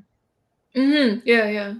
Well, there's no completely sane human being on this earth because we're all a little traumatized in our own special way. And different things are traumatizing. I mean, some things are traumatizing anybody, but different things are traumatizing based on our preferences and what our Achilles heel is and what our strength is. Mm.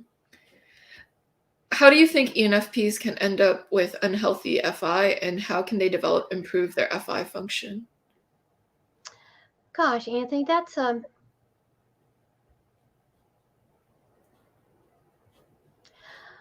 think unhealthy FI can get stuck in judging other people. I mean, remember, FI is a judging function. I think we can get fixated on something. And I think this is I think it's about something. There's a reason you're getting fixated on judging other people. I think it's something that could really use a really good therapist, somebody that can really help you work through that. I don't know that I know an answer for improving FI function. The only answer I can say from my life that I learned is not to react in the moment to what I'm being triggered by. Pull back and calm down and pull inside and, distance myself in the situation and manage the FI privately later and not do it, just in a knee-jerk way. That's the only advice I think I have for improving FI from my experience. Mm.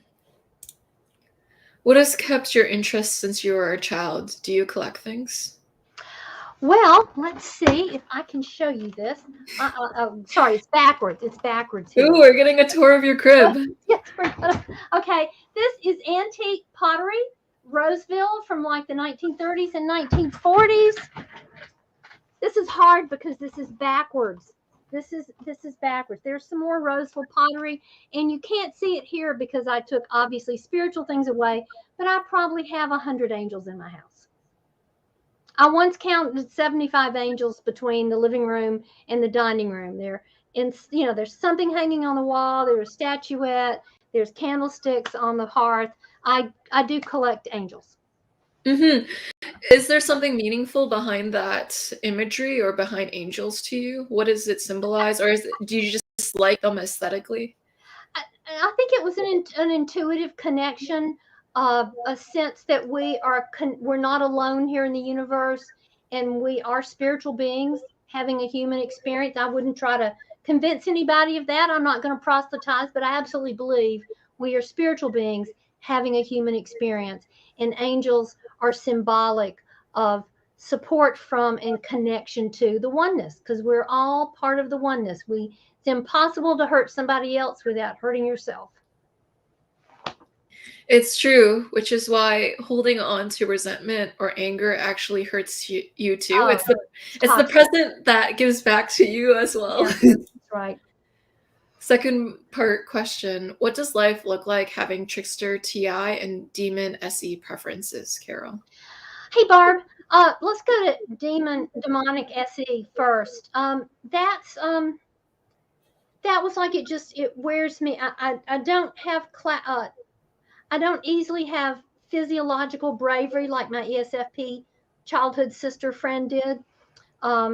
And there can be too much incoming. I'm very extroverted, right? I'm clearly a people person, but I've lived alone for years. I was an only child.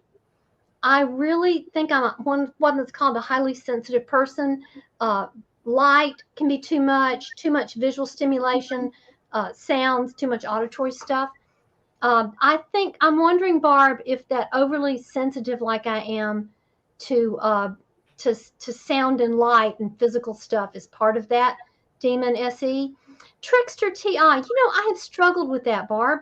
I asked Carol Shoemate once. I said, Carol Shoemate, brilliant type person, just wrote a great book last year. And I asked her, I said, did you ever see me use TI? She said, oh, yes, I've heard you in a coaching conversation. She said, you do, one of my big tools is reframe. She said, you do a reframe. And a reframe is a trickster function used to help somebody instead of grab them. So and also I'm puzzled about TI because my mentor for this lifetime is Linda Behrens, and she leads with introverted thinking, and I love it. And BB is a great teacher for me, and it's his auxiliary function. And I love learning from both of them. And I think the point is, I'm a grouper, not a splitter. And I naturally speak in Gestalt terms. I don't naturally drill down and distinguish between things. And they don't know how to not drill down and distinguish between things. And they define things. And she shows me how two things are different. I would have globbed together. So I don't really have a trickster relationship with TI. I actually enjoy learning from Linda Behrens and John Beebe because it's obvious to me they're supplying a piece of the puzzle I don't naturally have. I do extroverted thinking, pretty well on my own. That's not a problem. TI, though, all that splitting and defining, boy, I love somebody showing me the path with that because I don't naturally have that. Hope that was helpful, Barb.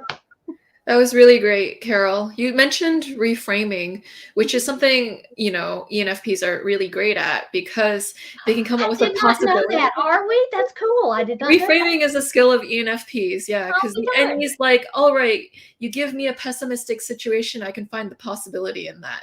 Oh yeah, do not be pessimistic with me. That is not going to get you very far because I just don't believe. Okay, this is a joke, but I think it's true. So a friend taught me this, and I think it beautifully describes this. With all this crap around here, there must be a pony in here somewhere. There has to be a pony, or there wouldn't be all this crap around here. So I have to laugh at myself, but I truly think that is my core. With all this crap around here, there must be a pony somewhere. And my prayer is, show me the gift. I know this is a crappy, painful situation, but I know there must be gold in here for me. So show me the gift. And that prayer is always answered. I always get shown the gift. Doesn't make it any less crappy, but once you get the lesson, you get to move on from it. It's true. Every situation is either a blessing or a lesson. You either have it and you're like, wow, this is an amazing thing in my life. Or you ask, what is this trying to teach me? Because oftentimes problems happen in our lives in cycles. So something that's happening now, it's sometimes not a one and done situation. It might explain something about either a cycle that you keep repeating over and over again, or a cycle that repeats in life over and over again. And so you can learn something from everything, no matter how bitter the pill is. There's still a medicinal quality to it.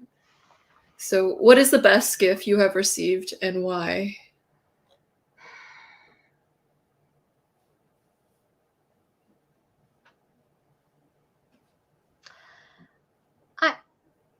I think I've never been asked that question before. I think my obvious spiritual connection to the universe. I'm not talking about religion. I'm just talking about the sense that this makes sense. We're all connected, and that's just a given. That has been with me since I was a child. That was just obvious. It's part of my core. And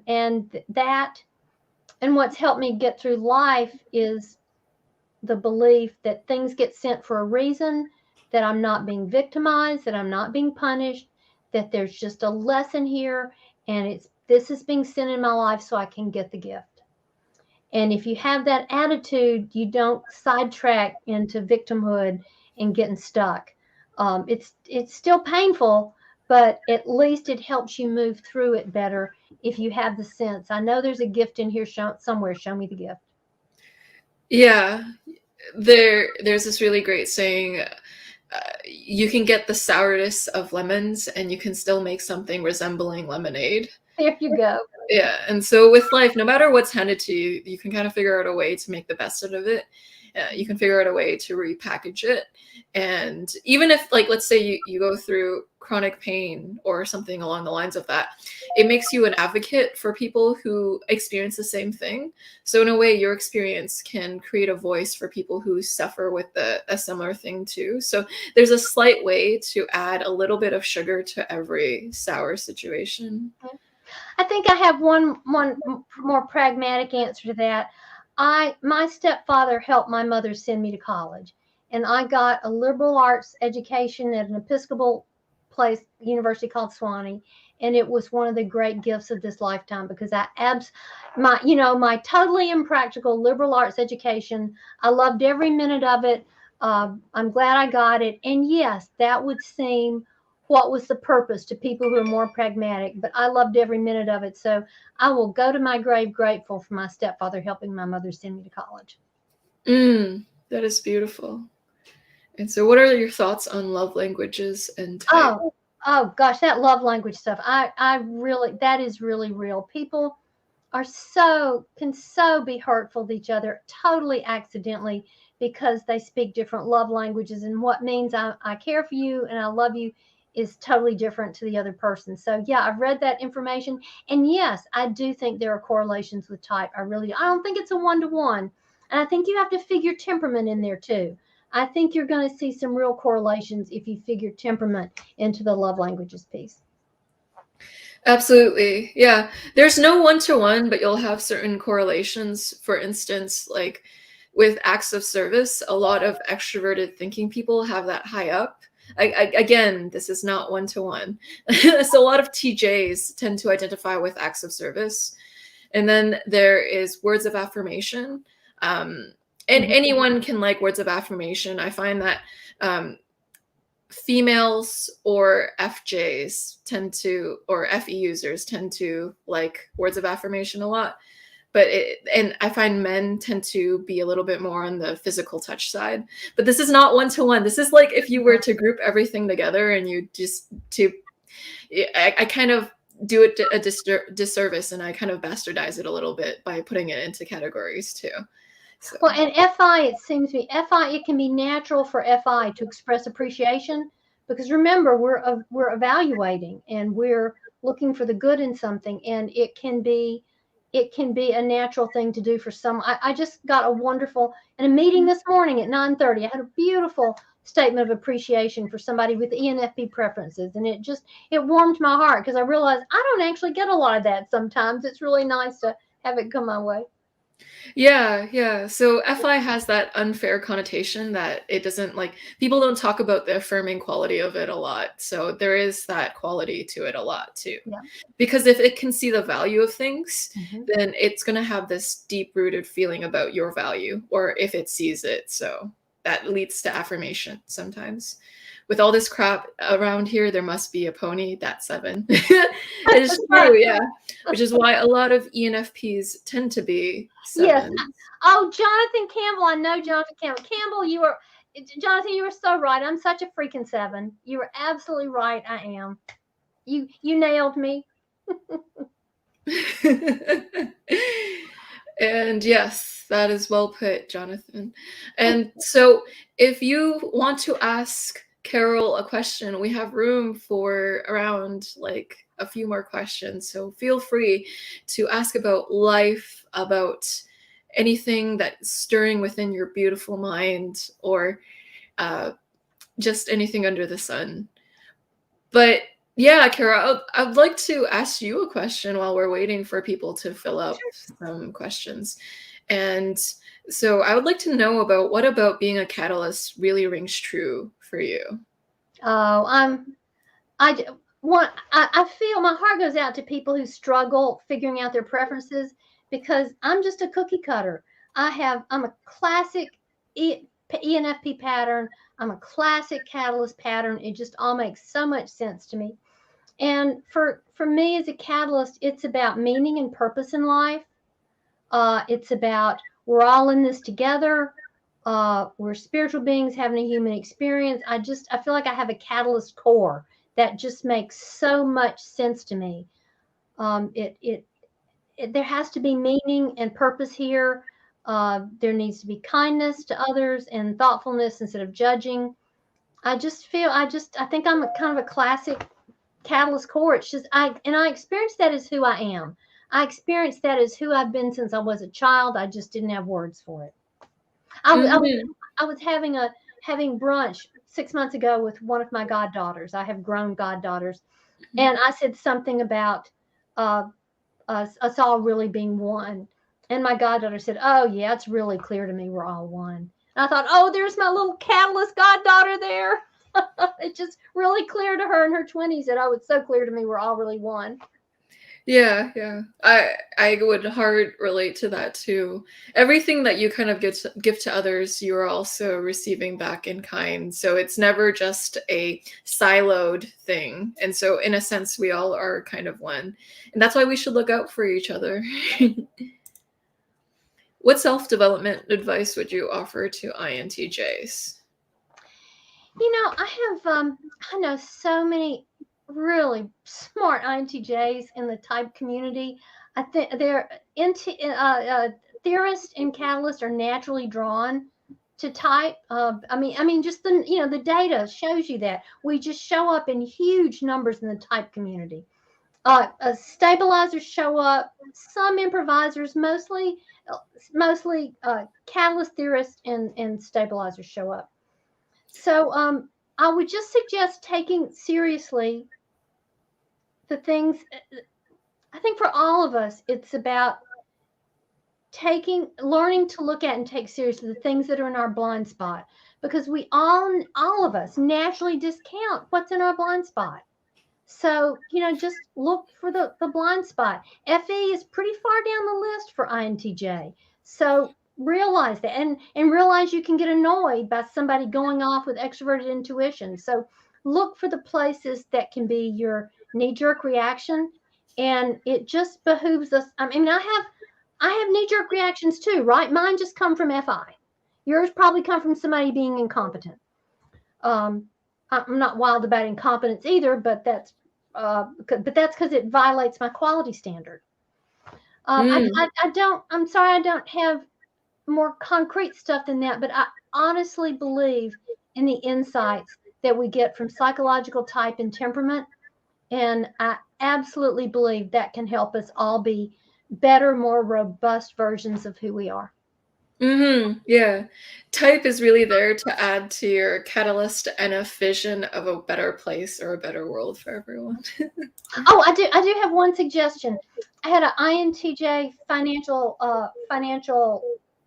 not financial services industry, a finance guy in a corporation.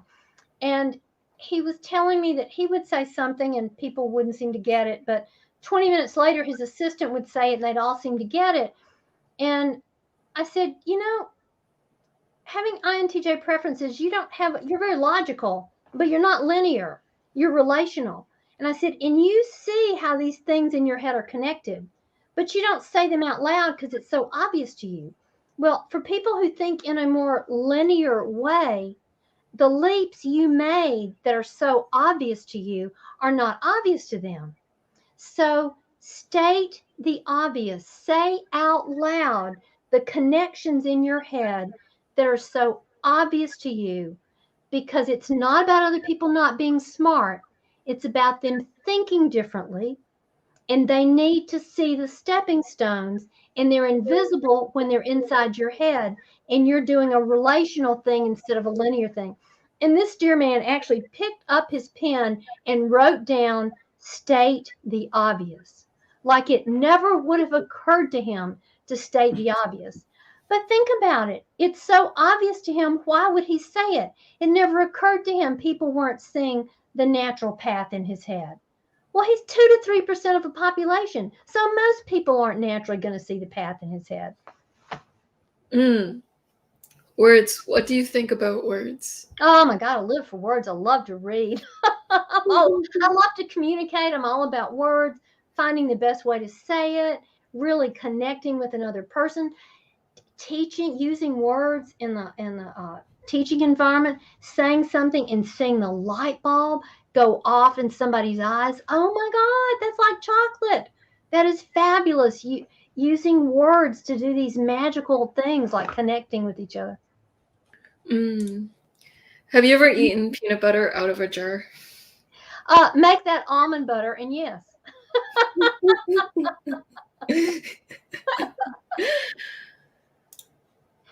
Yeah, and I think we're going to accept a few more questions and then we're going to wind down for tonight. Enneagram types. Thanks to Jonathan, who's on here, thanks to Jonathan Campbell, I found out about Catherine Faver, and I went and took her free instrument, and I actually did a course with her. She is just, I don't have deep knowledge in the Enneagram world. Jonathan does. He's getting certified. I love it. I'll never teach it because I don't have long enough to learn about it. I've been learning about type for 30 years. I'm new to Enneagram, but I will tell you, I took her instrument. I took a course with her. I've done some reading, but mainly I took a course with her, and I was on a group of video things with Jonathan Campbell, and Jonathan's taught me wonderful things about the Enneagram. I will say it was illuminating. I don't think I'll ever be as expert in it and teach like I teach type and temperament, but there's a whole lot of ahas to be found in Enneagram. Just finding out I was an Enneagram 749 was huge. I think if you put Enneagram and type together, just my theory, okay? I'm not an expert. Just my theory. If you put Enneagram and type together, I think that can help explain some of the differences between two people with the same psychological type, the same, 4-letter type pattern, but who may present very differently. Like I've actually met an ENFP who wasn't a 7, and it was astonishing because I'd never experienced an ENFP like that before, because so many of us are 7s. I mean, there's a natural correlation there. So I think there's a lot. I think there's something going on with Enneagram, and I found some real richness there. Yeah. Enneagram can definitely add to richness within the 16 types as well. It deals with a lot of trauma work. So if you want to deal with that kind of stuff, the Enneagram has a lot of almost spiritual like methodologies with that. And as well, I am getting certified by Catherine Fauver too, so that's pretty interesting. Oh, cool. So that's why everyone's seeing more Enneagram content on the channel as well, if everybody was curious. All right, so last question. What's your relationship with work-life balance? Jefferson, when I was younger, I did a horrible job with work-life balance. I was in the software industry. The dates were brutal.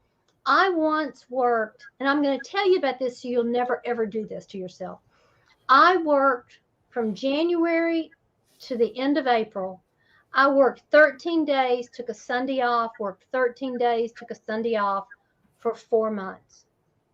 And I was getting sick and I didn't sleep well and it was awful. And I made myself a promise I would never do that to myself again. What happens is if you hook my FI, which believes in being loyal and showing up and doing the right thing and delivering quality work, then that can be your undoing in a work environment that will let you kill yourself and not care. Remember, it's the company's advantage that you just work yourself to death and do all this stuff. And by the way, I didn't get rewarded for it. I didn't get recognized for it. I learned a hard lesson. And I did. So the trade-off, how I made it work at the software company, I would show up at 9. We worked it was technically 9 to 5. I would work hard all day long. And between 5 and 6, I got in my car and I drove home. And then I had a life. I had friends who were working 60-hour weeks. So one of them would just call me a couple times a week. One of them would call me and just want to talk for 20 minutes because they were working 60-hour weeks. So they believed they deserved 20 minutes to talk to somebody. I didn't want to talk to you for 20 minutes during the workday. I was working my butt off so I could get it done and get it done well and go home and have a life. So yeah, I have failed at that miserably in the past, but I learned my lesson. Well put, well put. And so thank you, Carol, for coming out. You are a light beam. You are the sun personified as a human being. You give an exuberance, an upbeatness, an aliveness, a radiance, and a kindness to your presentation because you make sure that everyone is included. It's in your FI values to make sure no one is being left out. And so you're like, you see someone being left out and you're like, no. And I love that about you because you make sure things are fair for everyone and you take care of people's hearts. You're a heart caretaker. You're a soul caretaker. And I love the NF-ness to you because you make the world a better place by making the earth a little bit more like heaven. And so I love you a lot, and listening to you talk about things that matter to you make me want to cry and tear up. And it's very cathartic and lovely, and it makes me believe that there are good people on this earth. So you are one of the examples of why I still have faith in humanity, no matter like what I go through. If I think about Carol, yeah, it gives me a glimpse into the goodness within every human being when I think about you. So thank you for setting that example of what it means to be a stand-up. Thank these lovely people who gave their time for this because these questions were wonderful. It was just a delightful experience. I'm honored that you all chose to spend your time this way. So thank you. Yeah, I very much appreciate the beautiful questions everyone had to ask as well. And Carol is advertising this APTi event that's coming up. And so if you'd like to attend, the registration is happening on Monday. Yeah, so I'll post that link below this video once it comes out. But yeah, thank you everyone. So much. Thank you. Yeah, this was a blast. Take care.